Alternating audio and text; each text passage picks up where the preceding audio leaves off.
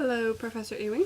This is Sarah. I'm Sarah Watts. I am in your world religion class, and I'm here to do my worship site report.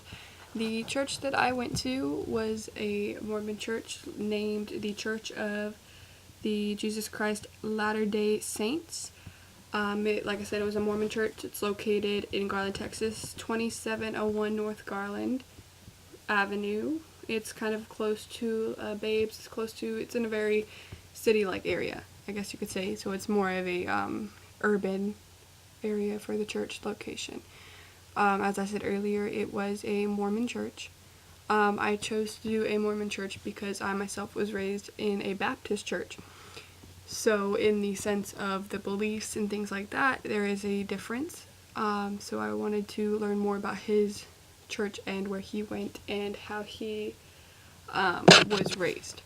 So when I went into the church, I noticed it looked just like an average church, or like an average church that I went to did, except for there was a lot of paintings on the walls. I will put pictures in at the end of the slide, or if I can like add them in, I'll add them in on like right here or something. But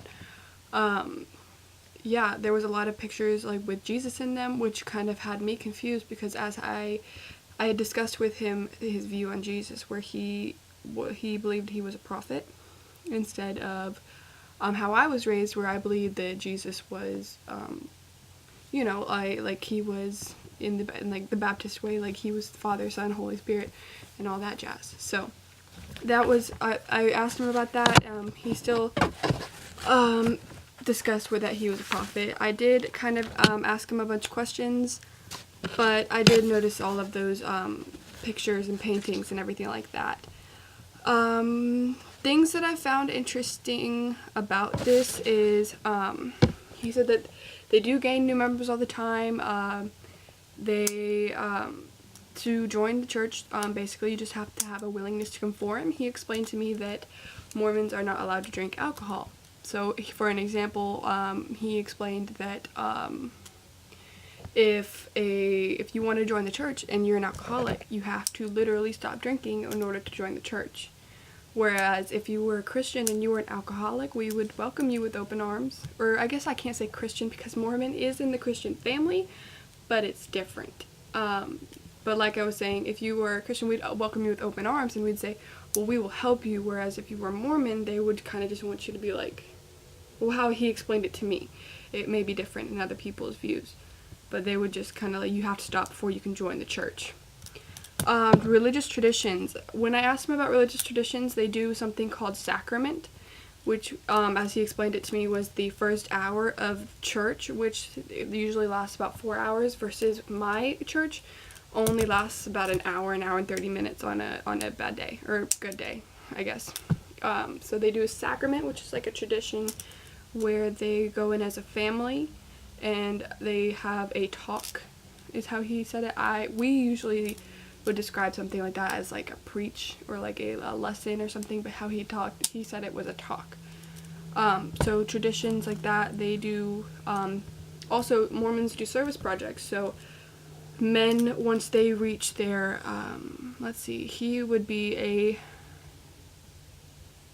an elder.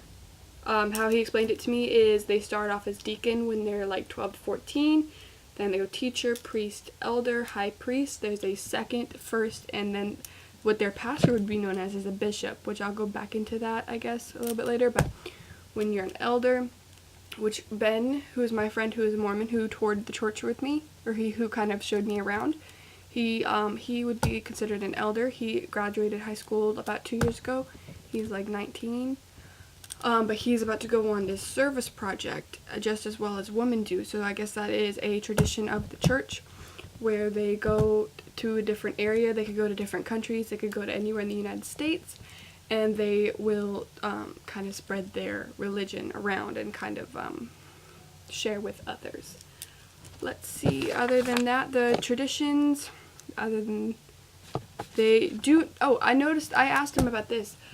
They don't wear crucifixes, which, well, at least this particular person that I interviewed does not wear a crucifix, whereas in my religion, or where I was raised, we have crucifixes everywhere. In the Christian religion of Catholicism, Catholicism, crucifixes are very common.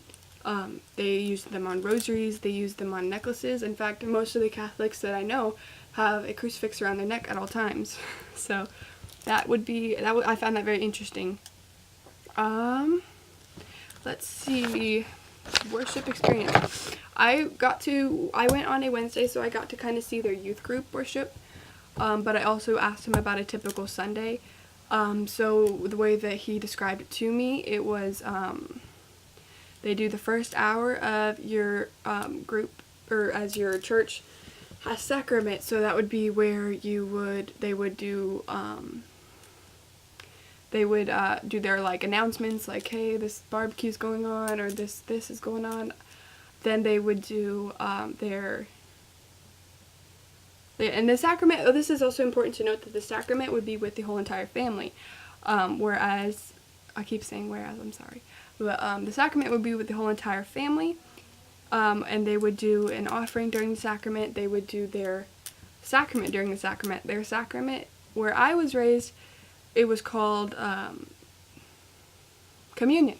Communion, where we would drink a little, or wine or grape juice, most of the time grape juice for the children, and a little cracker or some type of little bread, where they would actually, in this church, they would break up pieces of actual bread and water.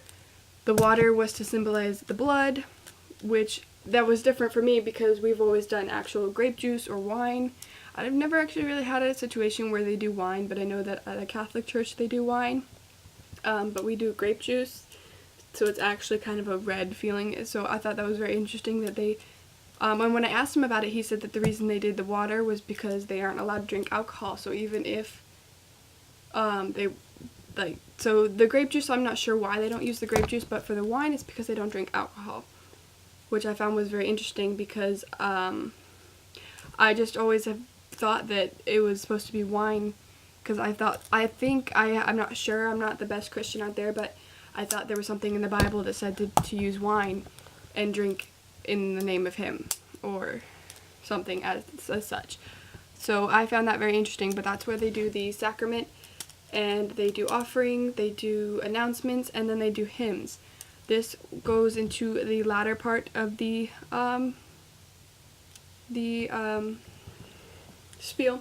They, instead of doing kind of like a rock bandy church feel like my church does, we have guitarists, all of like singers, all of that. We have like a bunch of like fancy stuff, I guess. They just do hymns out of a book, which I found was very interesting. They have an organ and they have a piano.